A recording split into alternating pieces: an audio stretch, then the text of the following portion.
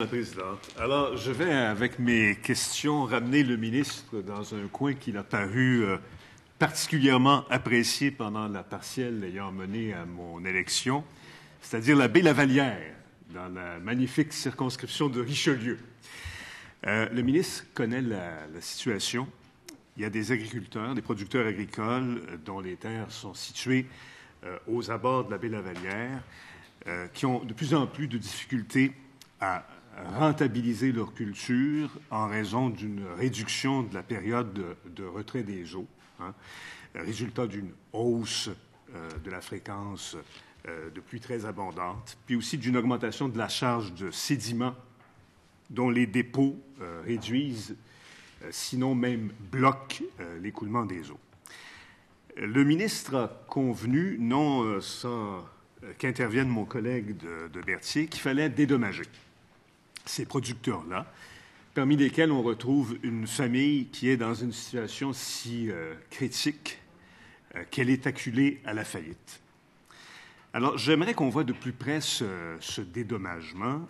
Le programme spécial de compensation mis en place par le ministre pour les producteurs de la baie Lavalière établit la compensation maximale à 455 $ l'hectare.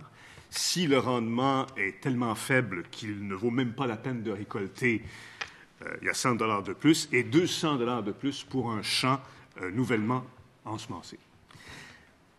Est-ce que c'est raisonnable?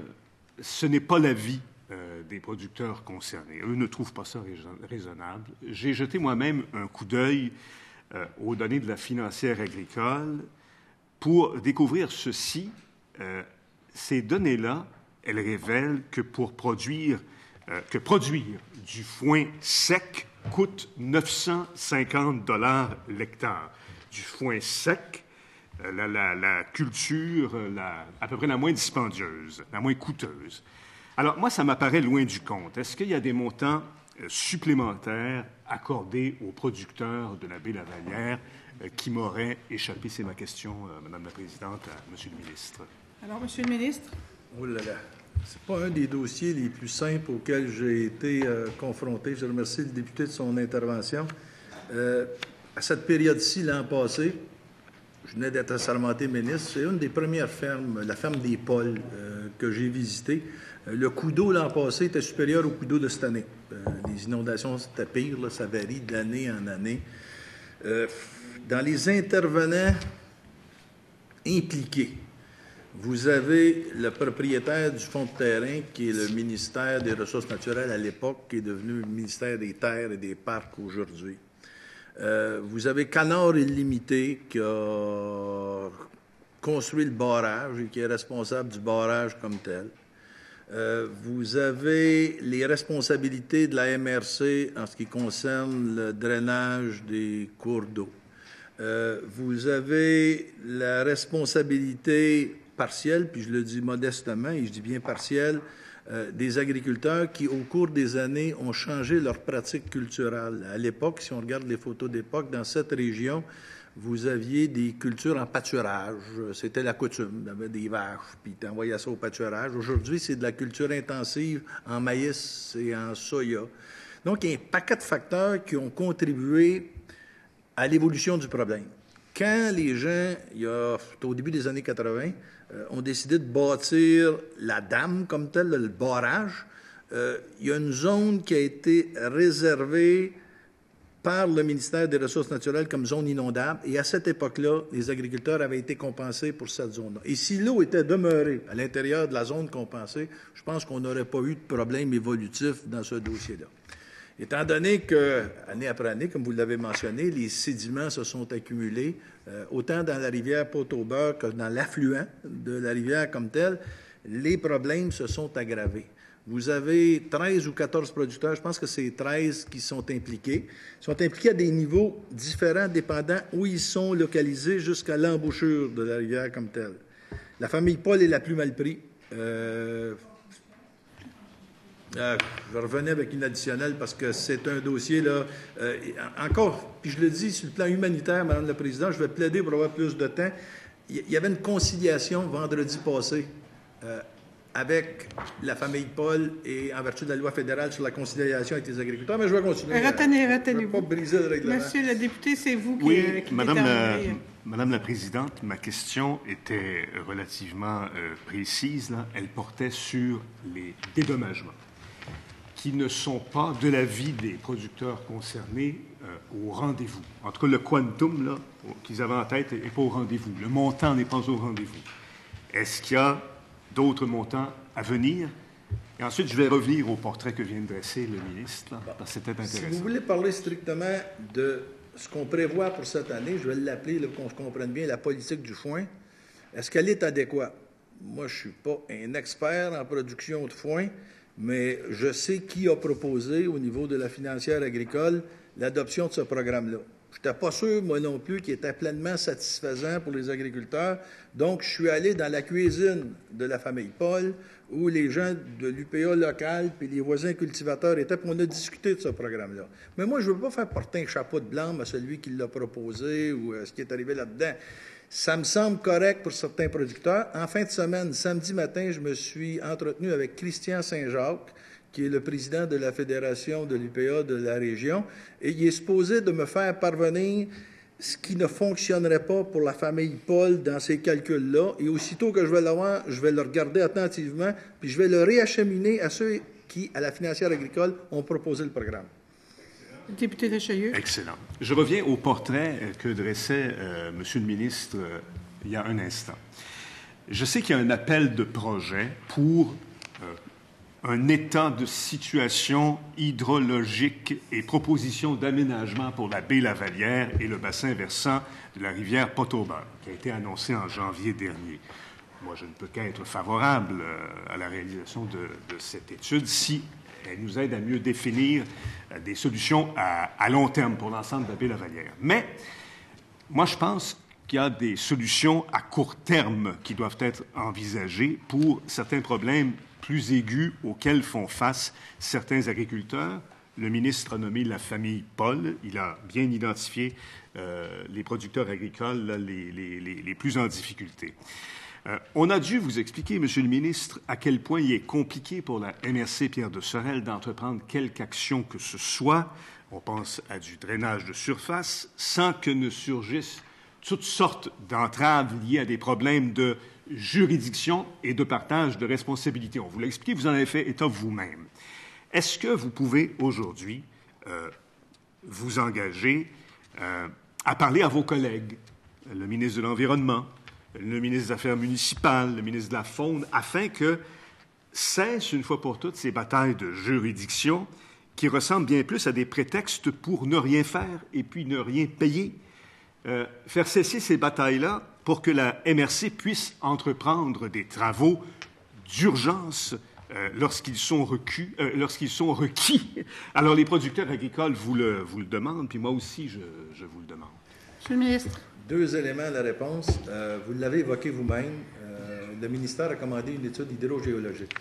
On ne peut pas agir sans connaître les conséquences de cette étude hydrogéologique.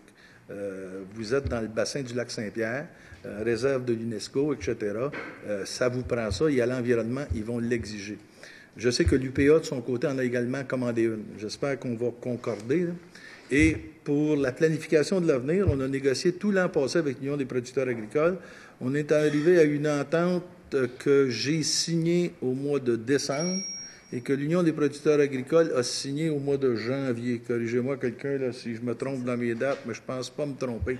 Donc, ces signatures-là sont assez récentes. Le problème, c'est que personne ne veut assumer la responsabilité. Il y a une affaire d'être clair. S'il y a quelqu'un qui n'est pas responsable, puis je le dis pour mes prédécesseurs également, c'est le ministère de l'Agriculture. Nous autres, à date, on ramasse les factures, on paye les pots cassés, on n'a pas bâti le barrage, on n'est pas intervenu, mais je comprends que pour l'agriculteur, un gouvernement, c'est un gouvernement. Puis quand vous m'invitez à parler à mes collègues, c'est déjà fait. Je tiens à vous assurer que j'ai interpellé le ministre de l'Environnement, j'ai interpellé mon collègue, ancien ministre de l'Agriculture, responsable des parcs. J'ai également interpellé l'Union des producteurs agricoles. Ils nous ont fait parvenir un estimé des dommages au mois de novembre, si ma mémoire est finie, octobre ou novembre, dans les 3 ou 4 dernières années. Je ne vous donnerai pas le montant, mais privément, je pourrais vous le donner. Vous êtes député du comté, vous y avez droit.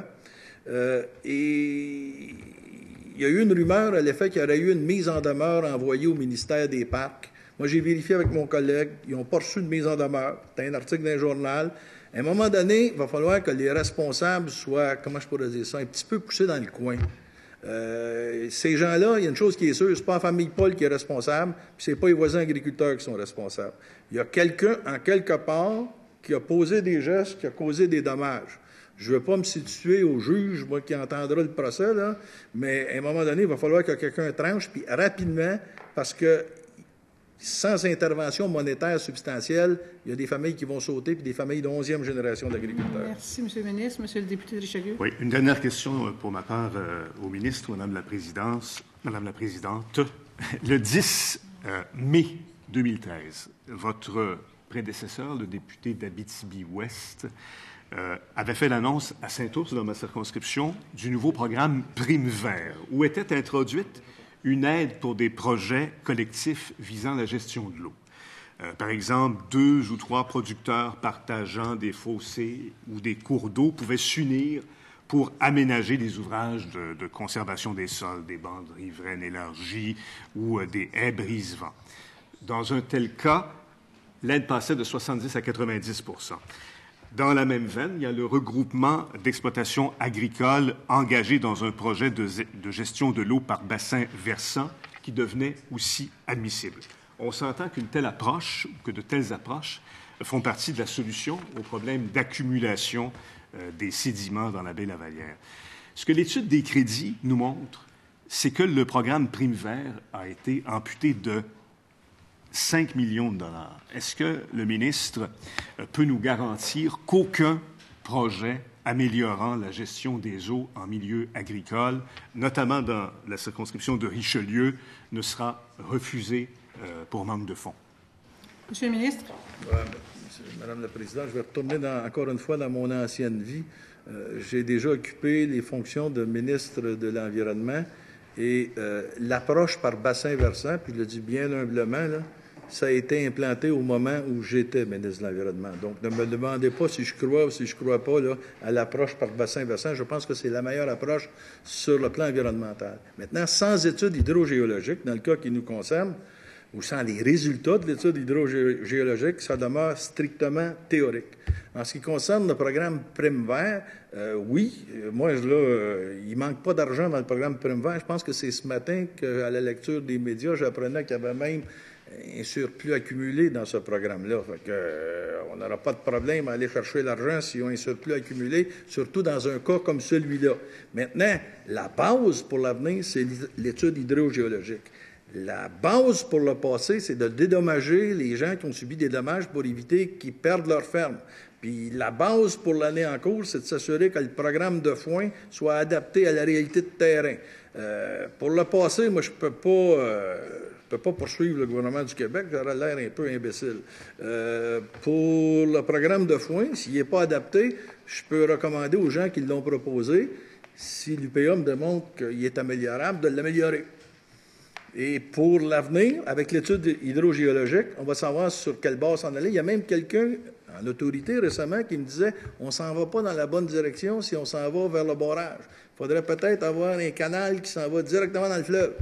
Je ne sais pas, moi, mais l'étude hydrogéologique va me le révéler. En attendant, j'ai demandé à un fonctionnaire de la financière agricole d'accompagner la famille Paul devant la conciliation sur l'endettement agricole, la loi fédérale, pour être avisé, puis pour faire l'impossible pour pas qu'il arrive un malheur. Maintenant, j'ai fait ce que...